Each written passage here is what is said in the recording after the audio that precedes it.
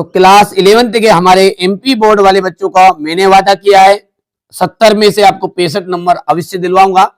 आइए शुरू करते हैं। इससे पहले भी मैंने आपको एक प्रश्न पत्र दिया था, आप चाहे एमपी बोर्ड में कोई सा भी सेट आ रहा है, प्रॉपर मैं तैयारी आपकी करा रहा हूं। आप देख लीजिएगा यहाँ पर 11/042 है, इससे पहले वाला मैंने 11/041 कराया था।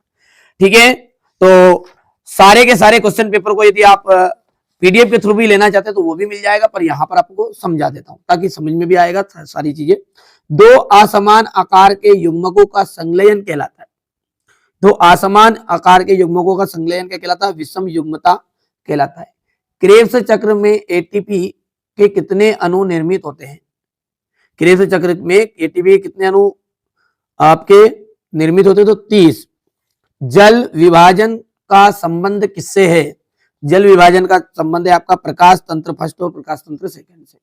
मस्तिष्क का आंतरिक आवरण होता है पाया मेटर। एक प्रोटीन हार्मोन है, एक प्रोटीन हार्मोन जो है ना वो है आपका थायरोट्रोपिक हार्मोन। रेड टाइट का कारण लिखिए, तो रेड टाइट का जो कारण है वो आ जाएगा आपका एक डाइनोफ्लेजिलेट। यहां पर हम बात करते हैं तो पहला जो है ना उसमें आपका पहला ऑप्शन है, दूसरे के अंतर्गत 30 ऑप्शन है। ठीक है, यदि हम तीसरे का ऑप्शन की बात करें इंग्लिश मीडियम वालों के लिए तो यहाँ पर सी ऑप्शन रहेगा। चौथे के लिए आपका, फोर्थ के लिए आपका मतलब पायामीटर है। फिफ्थ के लिए आपका थायरोट्रोपिक हार्मोन आ जाएगा और यहाँ पर सी ऑप्शन आने वाला है। स्क्रीनशॉट भी ले सकते हैं बढ़िया से। फेफड़ा जो होता है ना वो कहाँ स्थित होता है? फेफड़ा वक्ष गुहा में स्थित होता है। कहां पर होता है? वक्ष गुहा। स्पंजों में जल संवहन तंत्र पाया जाता है। स्पंजों में कौन पाया जाता है? जल संवहन तंत्र पाया जाता है। लेटेक्स वाहिकाएं कार्टेक्स में पाई जाती है। लेटेक्स वाहिकाएं कहाँ पाई जाती है? कार्टेक्स में। समुद्री खरपतवार भूरा शैवाल को भी कहते हैं। भूरा शैवाल को कहते हैं। भूरा शैवाल को कहते हैं। और द्वितीयक संवहनी ऊतकों का निर्माण, द्वितीयक संवहनी ऊतकों का निर्माण किसमें जाएगा? कैम्बियम में होता है। लंबी अस्थियों के सिरे एक दूसरे से जुड़े रहते हैं स्नायु द्वारा। इसके द्वारा, स्नायु द्वारा जुड़े रहते हैं। हो गया इतना।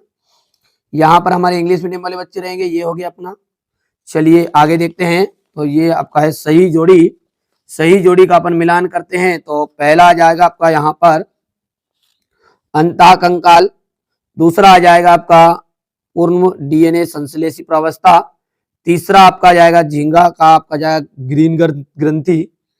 ठीक है, चौथा का आ जाएगा आपका द्विउत्तल लेंस और पांचवे के अंतर्गत आपका जाएगा कोशिका द्रव्य विभाजन। हो गया, ये आप देख सकते हैं। यहां से अपन देखते हैं क्वेश्चन नंबर 3 को। तो यहाँ पर आपका फोर्थ है, थर्ड है, फिफ्थ है और फर्स्ट है और ये आपका दूसरा है। अब G0 प्रावस्था क्या है ना, इसको आपको लिख लेना है। आर्थ्रोपोडा के रुधिर रंग का रंग हल्का नीला किसके कारण होता है? तो यहाँ पर इसका उत्तर लिख देता हूं मैं,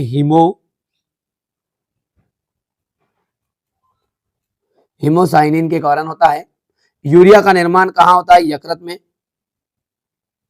कहाँ होता है? यकृत में। मूत्र में उपस्थित वर्णक का नाम लिखिए। तो मूत्र में आपका उपस्थित वर्णक का नाम है यूरोक्रोम। आम के फल खाए जाने वाले भाग का नाम लिखना है मध्य फल भित्ति।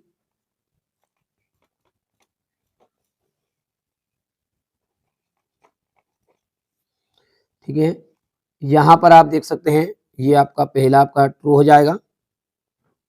सॉरी, ये आपका सत्य नहीं, ये तो है ना, भर दिया आपका इंग्लिश मीडियम वाले बच्चों के लिए ताकि ये सारी चीजें आपको दिक्कत ना दे।